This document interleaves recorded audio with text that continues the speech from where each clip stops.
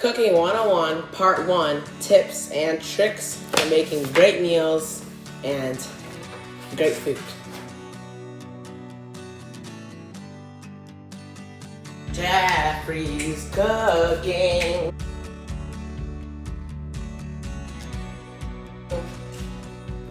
Kitchen.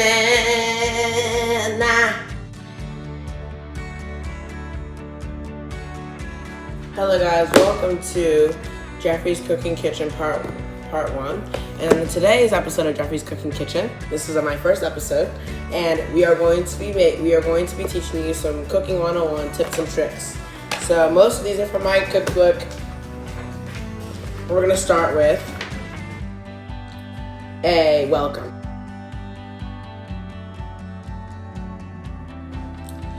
Hello and welcome to Jeffrey's Kitchen. You can also call it Jeffrey's Cooking Kitchen.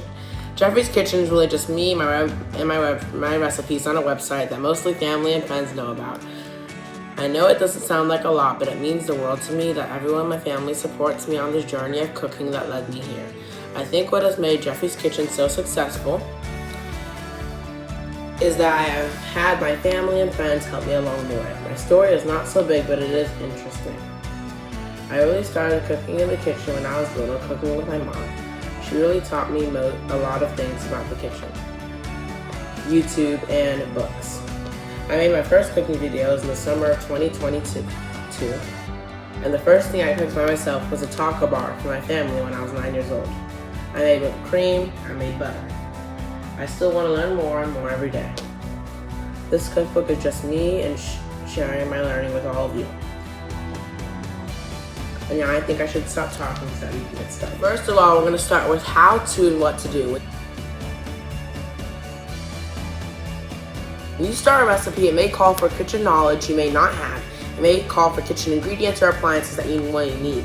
When you start a recipe, you need to be prepared for anything that it throws at you, while making sure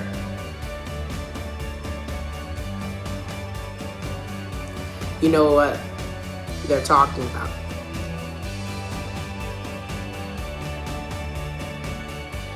Ingredients like cream cheese, butter, or eggs are all good ingredients to use at room temperature when baking. Just leave them outside for about 1 hour and then use them. Here are some quick tricks for softening these ingredients fast. Softening butter and cream cheese. Microwave a cup full of water for 5 to 8 minutes. Take the cup out of the microwave, place a stick of butter or cream cheese inside the microwave for about 5 minutes until you can place your finger on the cream cheese or butter and it leaves a dent. Basically, microwave something in the microwave, then put the object you want to come down to in temperature. Or really, just wait, just like before your recipe, put the butter or cream cheese out. And moving on to measuring ingredients. When you're cooking something in the kitchen that calls for measured ingredients such as sugar, flour, baking powder, milk, etc., you may be measuring in a wrong way and you do not even know it. For the ingredients listed previously,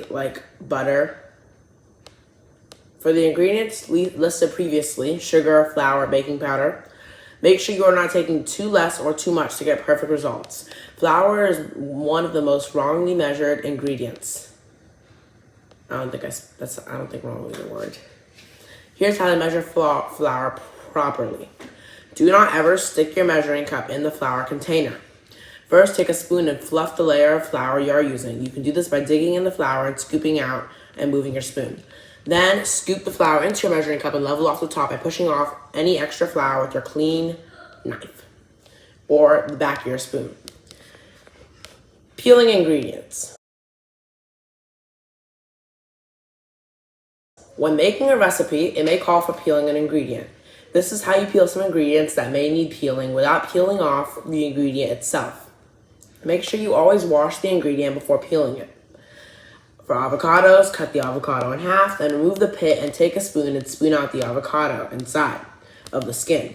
For potatoes, take a potato peeler with the metal side with the long hole. Push the part against the potato and peel downwards. Move your potato around to peel off all the skin. Avoid pushing too deep, or you may peel the potato itself. Also, it's also a tip for peeling a mango. You can use a potato peeler and just go around the whole mango. It's a cool trick. For boiled eggs, take your hot eggs and place them in a boil of ice water to cool, one egg at a time. Roll them on a flat surface while pushing down until you hear a crack. Then, starting at the crack, peel off the egg skin. If it's just being stubborn, dip it in the cold water again.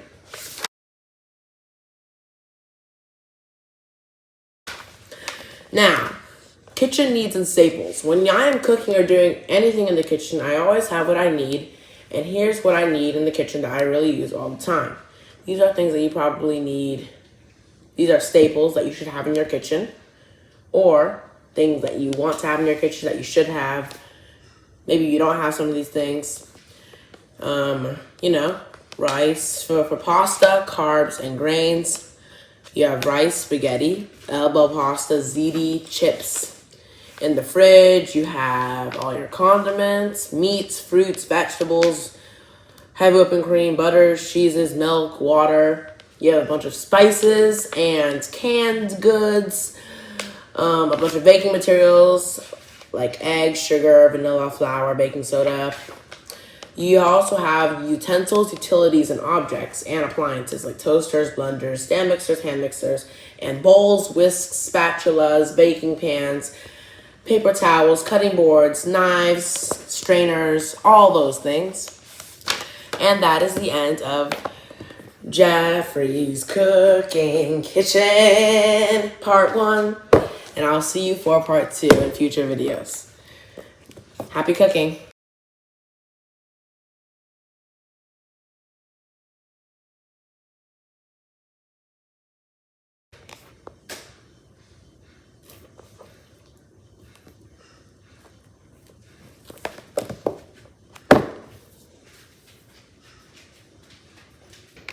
Boo.